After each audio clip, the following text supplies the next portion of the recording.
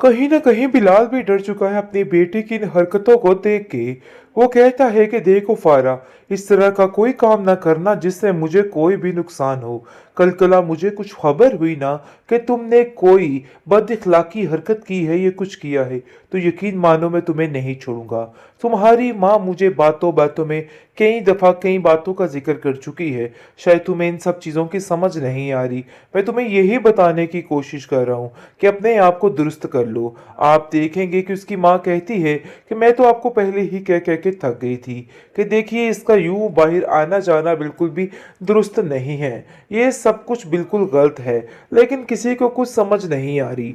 दूसरी तरफ काफी ज्यादा बिलाल जो है वो जलील होने लग चुका है। लोग तरह तरह की बातें कर रहे हैं उसको, उसका दिमाग जो है वो बुरे तरीके से खराब होता है। और आकर वो कहता है अपनी बीवी से कि आखिर ये सब क्या तमाशा है। मुझे तो ऐसा लगता है कि लोगों का दिमाग तुम भर रही हो और तुम लोगों के दिमागों में ऐसी बातें डाल रही हो जिसकी वजह से मेरी जिल्लत हो। आगे से वो कहती है कि अरे भाई इन सब चीजों में मेरा कोई कसूर नहीं है, सब कुछ तो आपका अपना किया जा रहा है जो सामने आ रहा है। तो इसलिए बेहतर यही है कि इन बातों को समझने की कोशिश की जाए वरना मामला खराब हो जाएगा।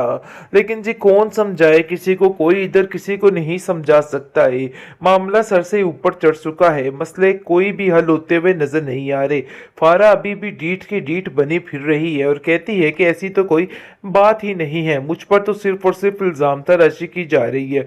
मुझे तो ऐसा लगता है कि मुराद और उसके घर वालों ने ही सब कुछ किया है, क्योंकि वो खामोश रहने वाले नहीं हैं। हमें भी बल्कि मिलकर उसे सबक सिखाना होगा। अगर आपको मेरी मदद की ज़रूरत हुई तो मैं आपका साथ ज़रूर दूंगी, क्योंकि मुराद को अपने अंजाम तक पहुंचाना बहुत ज़्यादा ज़रूरी है। जिस पर उसका बाप कहता है कि मुराद कुछ नहीं कर रहा, बल्कि कुछ ना कुछ तो ऐसा है जिसकी वजह से मामलात खराब हो रहे हैं। मुराद जो है काफी परेशान है अपनी बहन की वजह से, बल्कि बहनों की वजह से तो उसे कभी नसीब हासिल हुआ ही नहीं है और सुकून की जिंदगी वो नहीं जी पा रहा है। देख देख के काफी हल्कान है और सोच रहा है कि आखिर ये सब क्या तमाशा है, क्यों सब कुछ हाथ धो के मेरे पीछे पड़ चुका है, आखिर कब तक ये सब कुछ होगा, मुझे तो कुछ समझ नहीं आ रही है। खैर काफी परेशानी के बायस उसका दिमाग काम करना माउफ हो चुका है, बंद हो चुका है और समझ नहीं पा रहा। अपने बाप से कहता है कि बस अब कोई भी कुछ भी कहे, मैं अपनी बहन को दूसरों के आसरे पे नहीं छोड़ूंगा। मैं दानिया की हिफाजत का जिम्मे खुद लेता हूँ, क्योंकि मुझे वलीद पे भी शक है।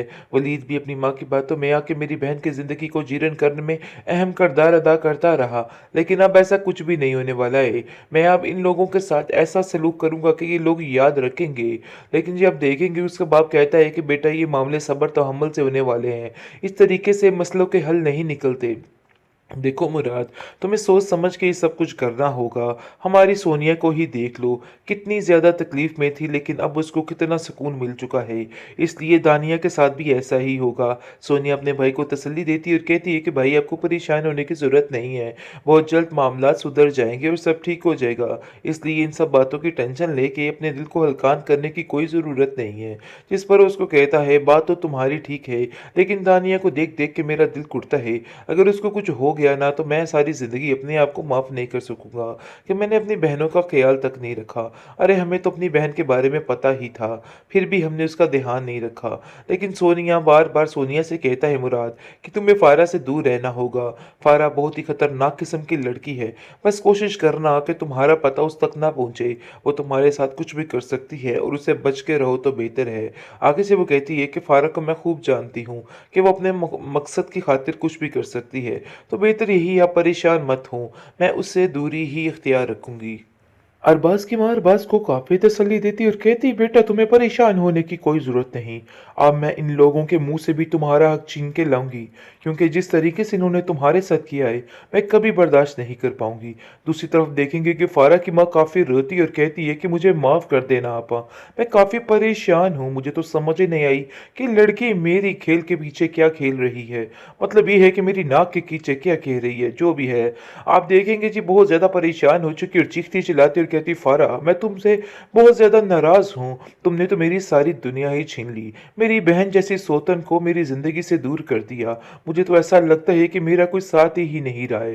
जिस पर आप देखेंगे कि वो रोती और कहती है कि तुम्हें परेशान होने की जरूरत नहीं है फारा की माँ, परेशान मत हो, मैं तुम्हारी बहन थी और बहन और हमेशा बहन रहूंगी, तुम्हें बिल्कुल भी टेंशन लेने की जरूरत नहीं है।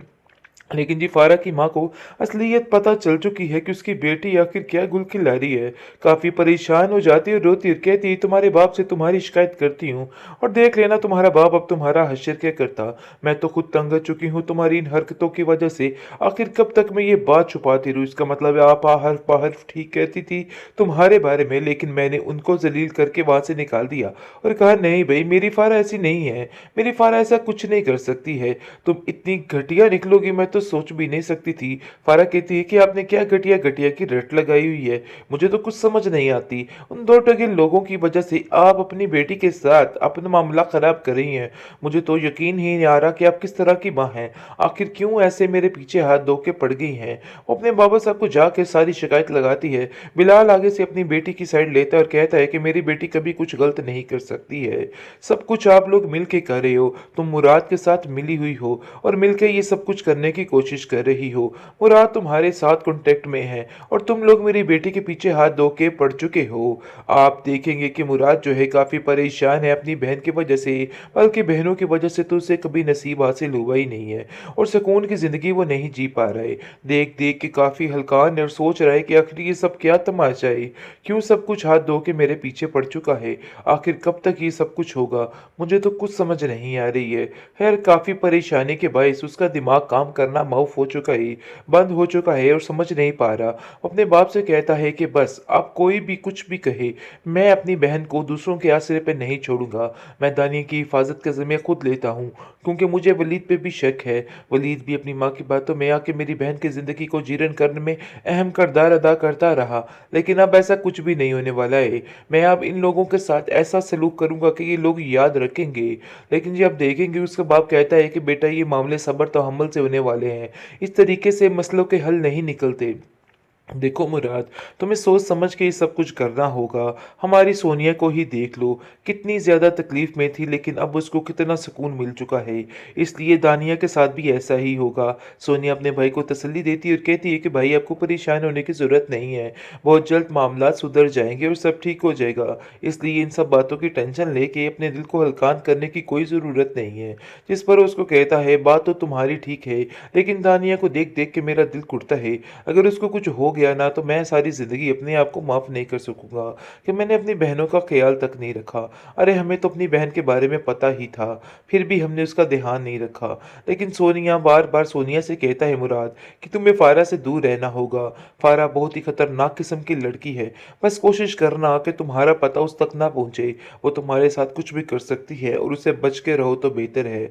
आगे से वो कहती है कि फारा को मैं खूब जानती हूँ कि वो अपने मकसद की खातिर कुछ भी कर सकती है, तो बेहतर यही आप परेशान मत हो, मैं उससे दूरी ही इख्तियार रखूंगी।